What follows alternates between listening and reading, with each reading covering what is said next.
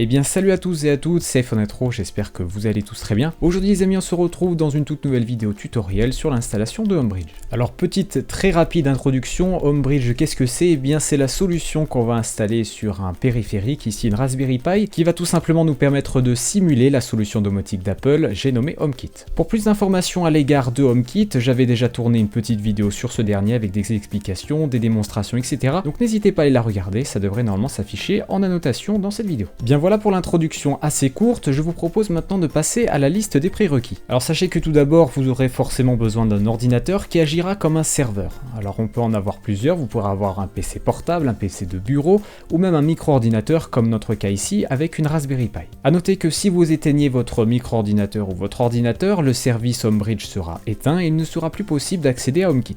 A noter également que votre serveur Homebridge doit être constamment connecté à votre routeur, soit par Wi-Fi ou soit par câble. Dernier prérequis pour les personnes qui sont sur Raspberry Pi, n'hésitez pas à prendre une carte SD de 8 Go pour installer le système d'exploitation. Il me semble que c'est possible sur une 4 Go, je n'ai pas testé, mais si vous voulez être sûr et d'avoir une grosse marge, je vous invite à prendre quand même une version 8 Go, c'est préférable. Sur ce, on se retrouve tout de suite sur mon ordinateur pour procéder à l'installation. Pour que cette vidéo soit la plus complète possible, je vous propose ensemble un mini tutoriel sur comment installer Raspbian, le système d'exploitation sur la Raspberry Pi. Si vous l'avez déjà fait, je vous propose de passer cette étape. Alors toute première étape à faire, c'est déjà d'installer le système d'exploitation Raspbian sur la Raspberry Pi. Alors Raspbian, c'est une distribution Linux qui est basée sur Debian et qui va nous permettre justement de pouvoir installer Node.js et puis enfin Homebridge. Alors on va se rendre sur le site raspberrypi.org dans la section Downloads, le lien sera dans la description de la vidéo. Alors une fois arrivé sur le site officiel, on va descendre un petit peu et on va récupérer la version light qui se situe ici. Alors ne faites pas attention si vous avez un nom de code différent ici, pour ma part j'ai Stretch,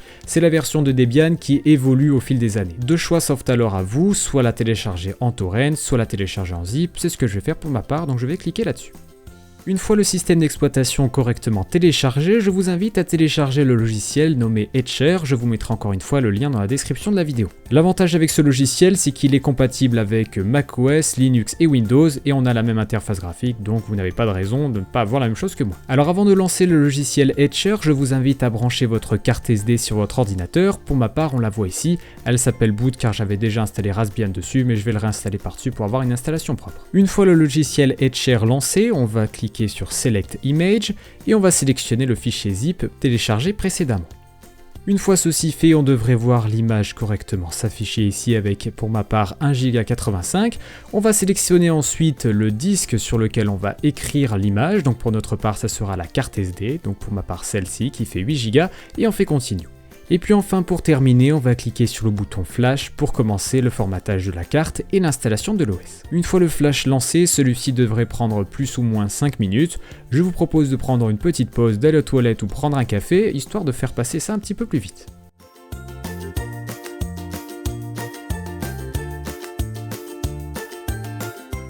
Une fois le flash terminé, vous devrez avoir comme moi, c'est-à-dire cette fenêtre. On va pouvoir enlever la carte SD de notre ordinateur, la remettre dans la Raspberry Pi et la brancher au courant. Alors avant toute chose, on va devoir activer le service SSH sur notre Raspberry Pi.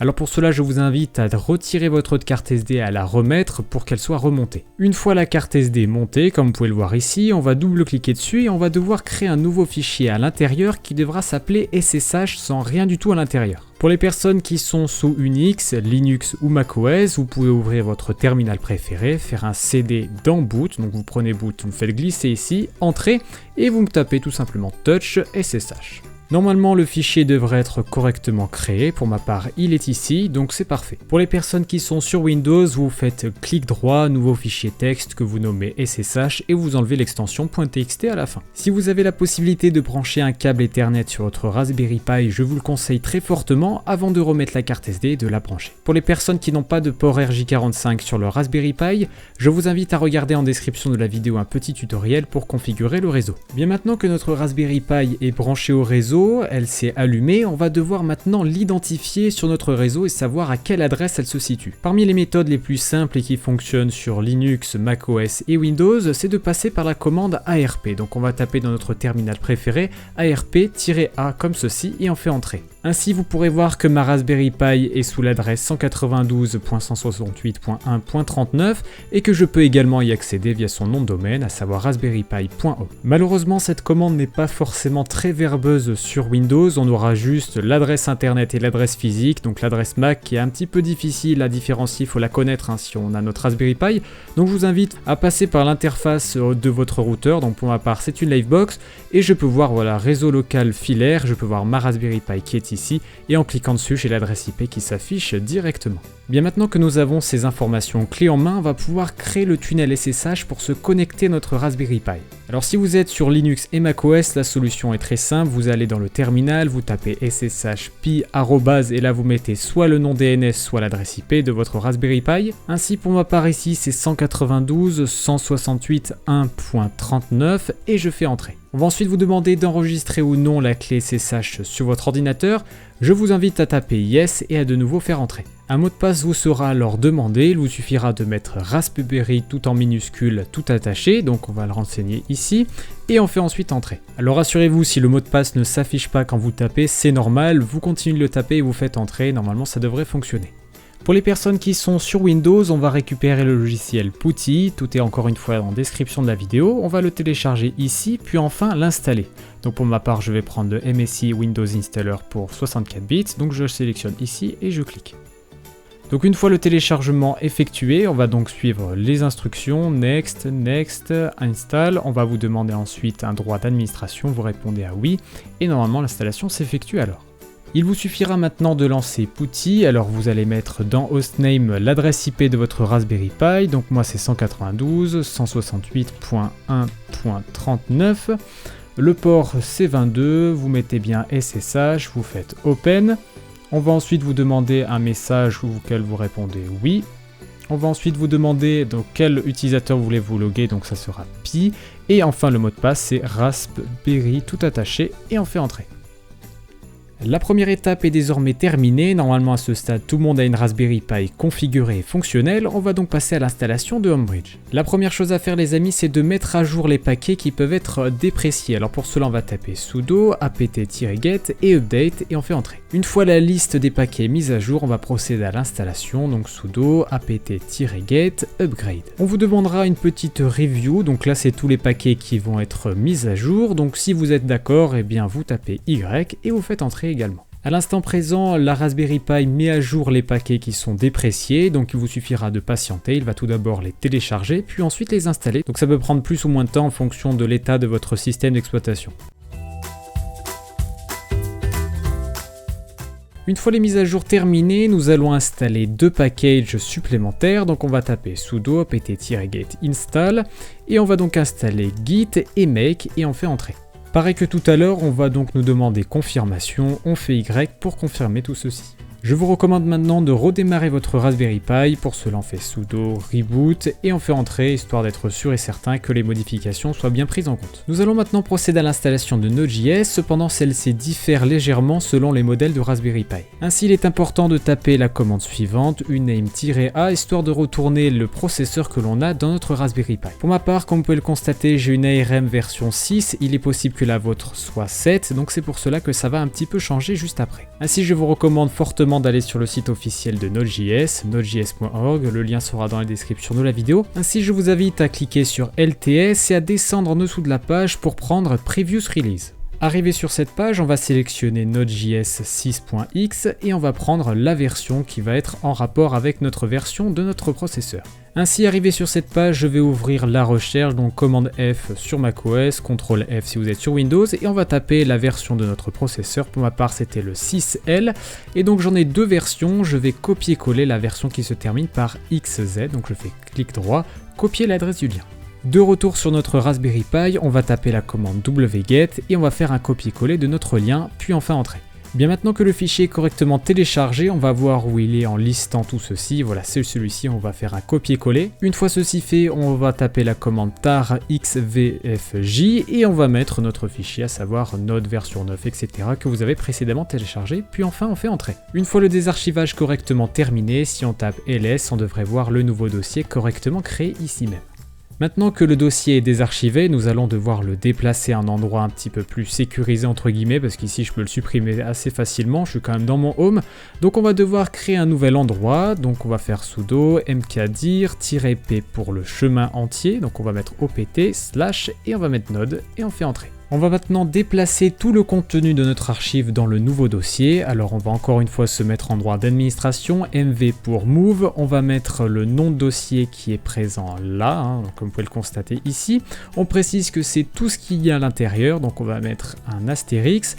Et on va mettre le nouvel endroit qu'on a créé juste avant, à savoir celui-ci, et également entrée. Nous allons maintenant mettre à jour les liens symboliques pointant vers Node et NPM, le Node Package Manager et Node qui est donc l'environnement où on va pouvoir installer Homebridge. Ainsi pour cela, on va taper la commande suivante, sudo update-alternative install, on va mettre le chemin de Node, on va préciser que ça sera la commande Node, et ensuite on va taper entrée. Et puis enfin, on va exécuter exactement la même commande, sauf que cette fois-ci, on va remplacer node par npm et encore une fois entrer. Une fois tout ceci terminé, normalement si vous tapez node-v, vous devrez avoir la même version que moi, et pareil si vous tapez npm-v. Alors si ce n'est pas le cas, n'hésitez pas à redémarrer votre Raspberry Pi, et si ça ne marche toujours pas, n'hésitez pas à vérifier votre processeur si vous avez bien installé la bonne version. Pour assurer une compatibilité totale, je vous recommande d'installer le package libavaicompat libdnssd-dev, et vous faites encore une fois entrer pour installer tout ceci, tout en confirmant une fois que apt-get vous le demandera. Pour installer Homebridge, vous allez voir, c'est très simple, on va taper sudo npm install-g, on va ensuite préciser -unsafe-perm et enfin homebridge qui est le nom du plugin et on fait entrer. Une fois ceci s'affichant, c'est-à-dire qu'Homebridge est correctement installé sur votre Raspberry Pi. On va devoir installer le package screen, donc sudo apt-get install screen qui s'écrit comme ceci. Si jamais en tapant la commande Homebridge comme moi, vous avez exactement le même message d'erreur, à savoir command not found, c'est-à-dire qu'Homebridge n'a pas été correctement mis à jour dans le pass et on va devoir régler ceci. Alors apparemment cette erreur elle est assez courante, je vous mettrai dans la description de la vidéo comment résoudre le problème, c'est cette personne-là, Andrei FAD, qui a trouvé la solution, donc merci à lui.